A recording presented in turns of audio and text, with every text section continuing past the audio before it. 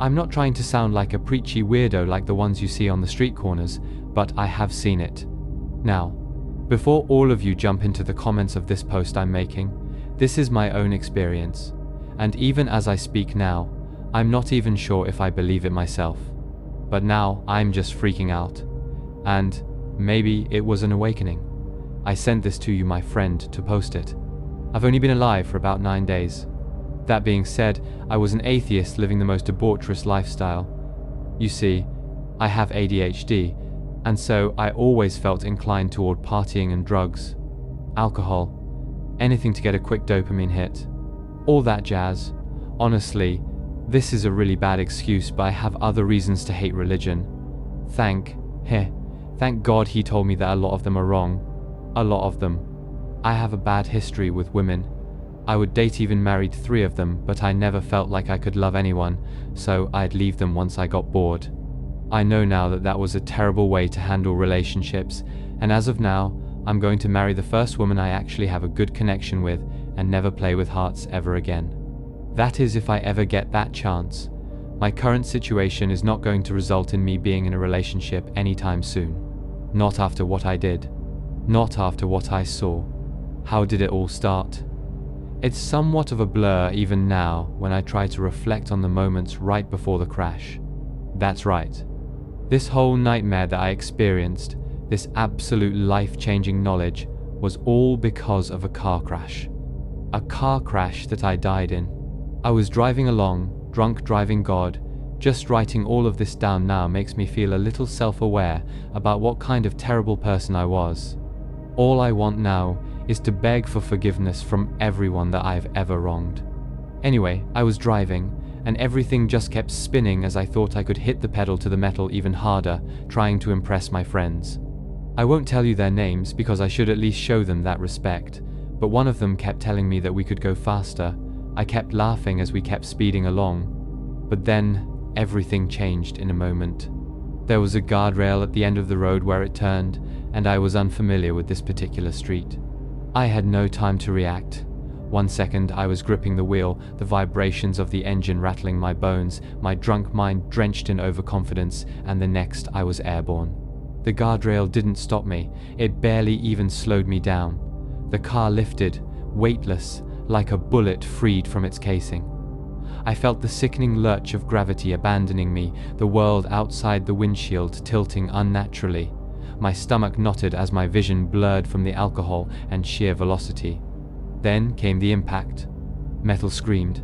My body lurched forward as if I'd been yanked by some invisible force, the seatbelt biting into my collarbone so hard I felt something snap, maybe a rib, maybe worse. The airbag detonated, slamming into my face with the force of a sledgehammer, momentarily obliterating everything in a white, suffocating cloud. The car rolled. Glass shattered around me in a whirlwind of jagged teeth. My left arm, flailing helplessly, caught a shard that ripped through my sleeve and into my flesh like a hot knife. Blood spattered the dashboard. I think I screamed. The world was a blender. The inside of the car a crumpling, writhing metal coffin as it tumbled down the embankment. My head cracked against the side window once, twice before the glass gave way, my face slashed with 1,000 tiny razors. The taste of copper flooded my mouth. I didn't know if it was from my nose, my gums, or my tongue. Maybe all of them. And then silence. Not immediate. At first, there was ringing. A horrible, high-pitched wail filling my skull, drowning out the wet gurgle of my own ragged breathing. The car had stopped. I was upside down. My body hung from the seatbelt, the weight of my own torso pressing against the restraint. Pain. So much pain. My chest heaved, but the air wasn't coming in right. My ribs burned with each shallow breath. I turned my head slow, agonizing. Through the shattered windshield, I saw the world outside. A mess of twisted trees, dirt, and the hazy red glow of my tail lights flickering weakly in the darkness. I should have been dead. I think part of me knew I was dead. Because in the midst of all of it, the blood, the agony, the nausea creeping up my throat, I felt something else. Something watching me. Just beyond the mangled wreckage, in the shifting shadows between the trees, there was movement. Silent, subtle, wrong. I tried to focus, but my vision swam, my eyelids fluttering as consciousness threatened to slip away. My body screamed at me to stay awake, but something else, something deeper, whispered that it didn't matter, that I wasn't alone in that car, that I wasn't in my body anymore. And then, just as the darkness closed in, I saw them. The eyes, wide, empty, reflecting the dim glow of the dying headlights. And in that moment, I knew I was about to learn something no living person should ever know. A sudden shock overtook me, pulling me out of the darkness I had momentarily found myself in.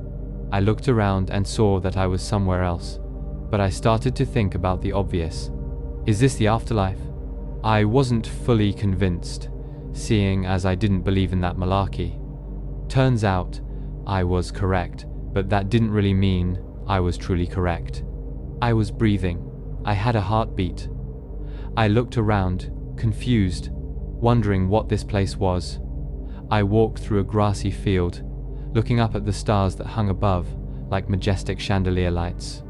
Honestly, it was nighttime, and yet I felt as if there was still the warmth of a star bathing me in its glow. And yet, it just didn't feel quite like the real world. The grass was like walking on silk. I was naked. My body felt as fresh as a newborn child, my senses overloaded with the intake of everything around me. I couldn't see where my friends were. I wondered why I was all by myself if this was indeed the afterlife. But then, I felt something being carried in the wind, a voice. Are you ready for judgment? It was deep, commanding. And yet, somehow, there was a trace of compassion within it. I instantly spun around. I was half expecting to see either an angel or God himself, but I never, in my wildest dreams, expected him to look the way he did. A lot of you might think that when you see God, you'd expect something radianta, golden light, perhaps, or maybe a massive, incomprehensible entity of wisdom and eternal, ancient existence.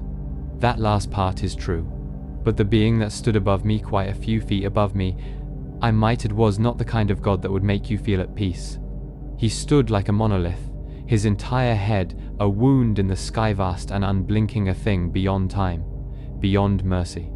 His robes, if they were robes, were blacker than night, shifting like oil on water, swallowing light and sound and all sense of reason. And his face, or where a face should have been, was a starburst of jagged, spiked radiance, a coronet of something sharp and holy, something that hurt to look at.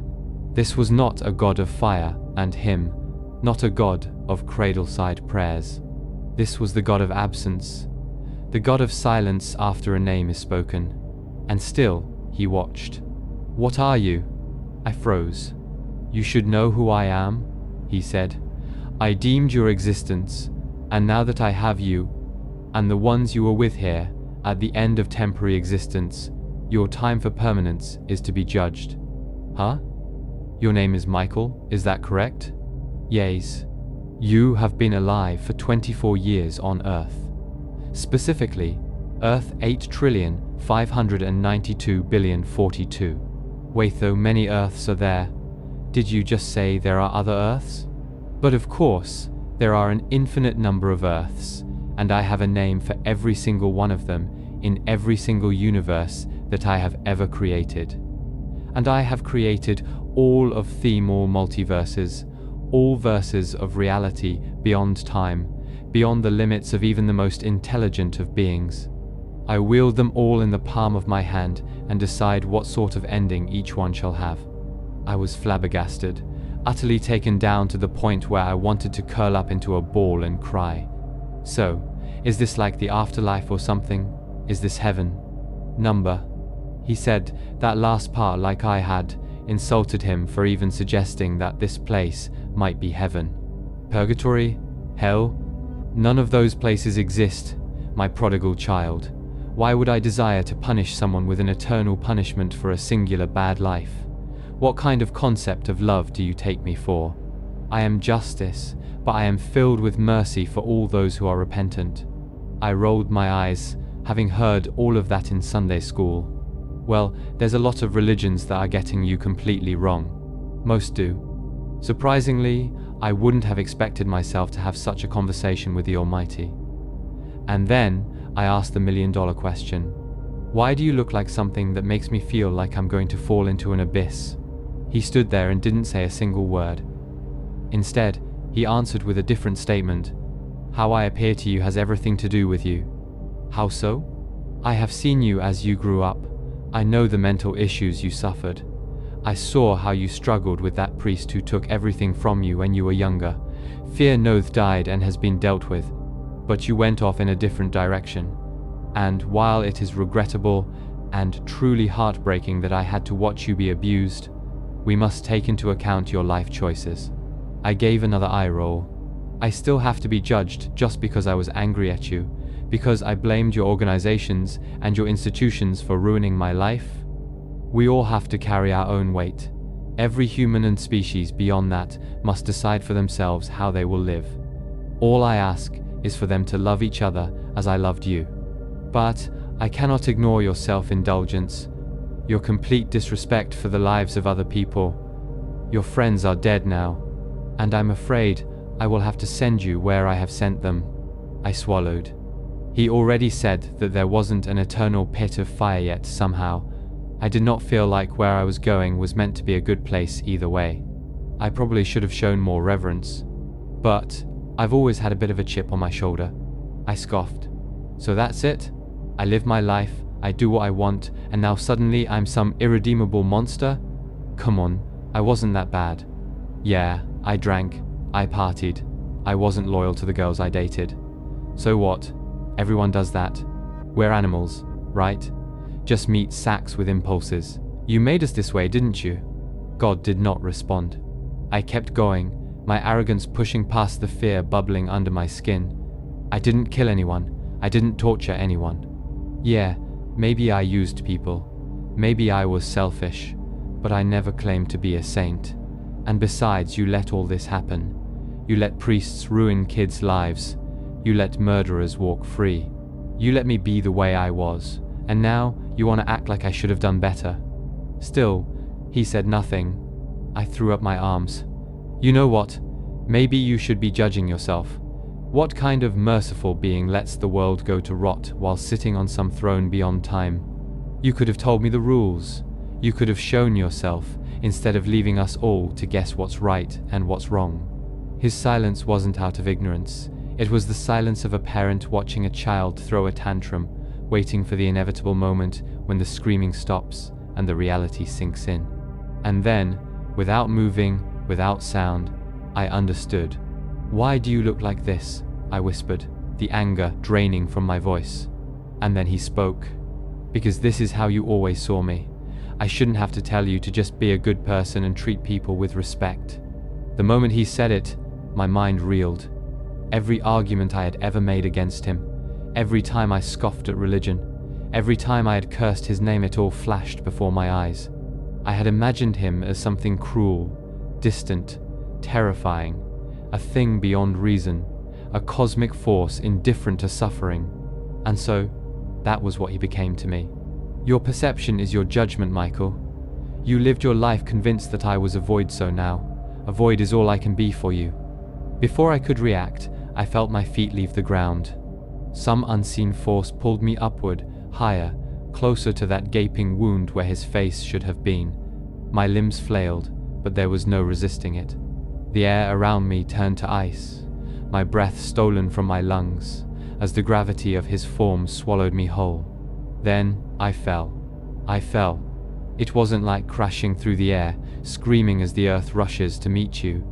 No, this was worse. This was plummeting without end, without direction. My body contorted as I spiraled into the abyss beyond his form. And then the pain began. My flesh peeled from my bones, decaying in an instant. My skin blackened, rotting as it sloughed off in wet chunks. My arms twisted, bones snapping, reforming into something grotesque, but I was still there. I was still in it. I felt every nerve burn, every muscle collapse, every sinew unravel. And yet, I did not die. I did not die. When I hit the ground, if it could even be called a ground, I landed in a sea of bodies. They writhed, decayed and broken, a mass of rotting people all screaming in agony. Some had no faces, some had too many. Limbs jutted out at impossible angles, flesh sloughing off in viscous drips. The air reeked of decay and sulfur, choking the senses, making it impossible to think. Above us, stretching forever, was the sky, if it could even be called that. It churned, a shifting void of darkness and something worse. And ahead of all of us, as we were being forced forward by new people being brought in, the pit. A vast, blazing maw that dominated the end, a fire not of warmth, but of erasure. It was not a place of suffering, it was a place of ending. A place where existence itself was snuffed out, where the self was atomized, erased, forgotten. And we were all heading toward it, pushed without the ability to turn back. Slowly, agonizingly. It would take years to reach. Years of pain, rot, and horror before the final release. A hand clutched at my arm, the fingers like gnarled roots. I turned, and my stomach dropped. It was them, my friends, or what was left of them. Their hollow eyes burned with hatred, their mouths twisted in misery. "This is your fault, Michael," one of them rasped, their voice like tearing paper. "You brought us here. You killed us." I opened my mouth to respond, but there was nothing I could say, because they were right. The pain never stopped. It evolved. At first, it was the raw, visceral agony of having my flesh slough off my bones, of muscles twisting into knots, only to unravel into a weeping rot. Every nerve in my body screamed in ways I didn't know were possible. It wasn't just pain, it was sensation beyond pain, something deeper, something so profoundly wrong that my mind could barely comprehend it. Then came the next stage. The bones.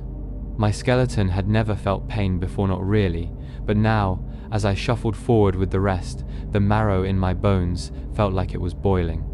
I felt them splinter inside me, shards shifting, grinding, scraping against each other like shattered glass. My spine twisted, then cracked, bending me forward into a shape that wasn't human anymore. And the worst part? I could not die. I could not go numb. The agony remained fresh, renewed with every step, new ways of suffering created with every passing second. The smell of burning flesh and sulfur was everywhere, thick, choking. It filled my decayed lungs, making it impossible to breathe properly, not that breath mattered anymore. We were walking toward the source, toward that blazing maw that would end us completely. The closer we got, the hotter it became. My rotting skin bubbled, my exposed bones cracked. The air peeled away the idea of existence itself. But even worse than the pain was them. "This is your fault. You killed us. You selfish, arrogant piece of crap." Their voices, their hatred, surrounded me. My friends, the ones who had died with me, the ones who had been ripped out of life because of my stupidity, my recklessness, my need to be above it all. They were with me in this suffering, and they despised me for it. One of them, his face almost melted away, grabbed me by the throat with fingers like brittle twigs, snapping yet somehow still holding on. His eyes were gone, empty sockets filled with something worse than darkness. "Why?" His voice was a guttural rasp, wet and raw. "Why did you do this to us?" I struggled against his grip. It wasn't my fault. I didn't force you to get in the car. You chose to ride with me." Another hand clawed at me. Another friend, her jaw unhinged, her mouth an empty, gaping hole. "We were drunk. We trusted you. You could have stopped." Another voice. "You laughed when you hit the gas. You knew it was stupid." The crowd of corpses that once were my friends descended on me. They tore at my flesh, even though there was barely anything left. Their nails, jagged and split, raked across my exposed bones. My ribs caved, my fingers snapped backward as I tried to push them off. I screamed, but no one cared. No one could care. Not here. And suddenly, it hit me. They weren't here because of me. They were here because of them. Just like I was here because of me. We all made our own choices. I choked out, struggling to speak through the suffering. I was responsible for getting them killed, but not for how they lived. Just like I'm accountable for how I lived. They stopped clawing at me. For a moment, there was silence. Then, laughter. Broken, bitter. "And now we pay for it," one of them whispered. The shuffle continued. The crowd pressed forward, marching toward annihilation. Toward the lake of fire and sulfur. I felt it now. The heat. The impossible, unbearable heat. Even from this distance, it melted what little was left of my flesh. The ground beneath us turned to something viscous, black and bubbling, swallowing our feet with each step, pulling us down. I turned my gaze upward toward the void above, toward the God that had condemned me. "Please," I croaked. My throat was dry, raw, shredded. "Please, give me another chance." There was no response. I fell to my knees. I was wrong. I was so wrong. The crowd was pushed forward, past me, around me, uncaring. I did see a few others who prayed. I was arrogant. I thought I knew everything. I thought I was above it all. I thought I could do whatever I wanted without consequence. I clenched my hands together, what remained of them, and lowered my head. "I'm sorry." I sobbed, a dry, broken sound. "I don't want to be erased. Please, please." Years passed. Those who prayed and begged quit after many years passed. But I kept begging. I walked forcefully forward like everyone else. I begged. I prayed. For the first time in my entire existence, I prayed. I believed. And still, the lake of fire grew closer. I watched as the first wicked ones reached it. They did not burn. They did not scream. They simply disappeared, snuffed out. Their forms collapsed into dust, atomized in an instant, wiped away from everything. I reached the edge. I saw the nothingness waiting to devour me. I felt my feet leave the ground, felt the final pull into oblivion. And I screamed, "Please, I believe in you. I love you. I trust you. Give me a second chance. I know I was wrong. I know I deserve this. But please, I beg you." Silence. The heat licked at my feet. The moment was here. This was it. And then, "You will get your second chance, Michael."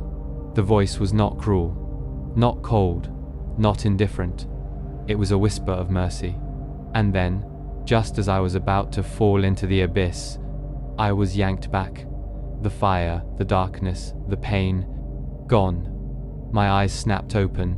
I was on my back, asphalt beneath me. The air was cold, real, thick in my lungs. I gasped. Lights flashed above me. Sirens. Voices. I was in the wreckage of my car. The paramedics were pulling me out. I was alive. I was back.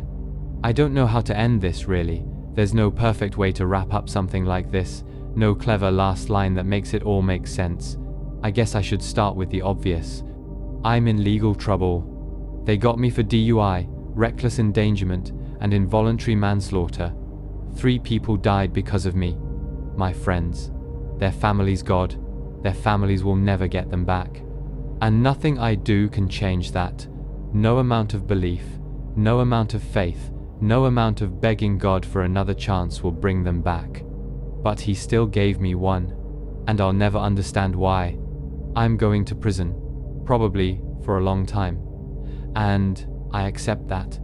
I won't fight it, won't try to argue my way out.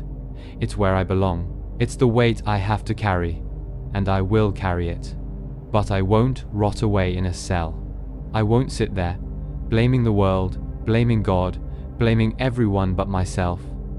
I was that person once. That person is dead. I believe now. I know that I was given this second chance to do something, to be something, and I know what that is. I'm going to help others in there. I'm going to reach out to them, people like me, people who have made mistakes, people who think they're beyond saving. I'll tell them the truth, whether they believe me or not, because some of them are on the same path I was, and I know where it leads. I've seen where it leads. I can still feel the heat when I close my eyes. I can still hear the screams. I know some of you reading this won't believe me. You'll call me a liar, a fraud, a man trying to escape his guilt by making up a grand story. That's fine. You don't have to believe me. But I need you to listen to one thing, because this isn't about me. This is about you. You still have time. You still have a choice. But someday, you won't. And when that day comes, you will see what I saw.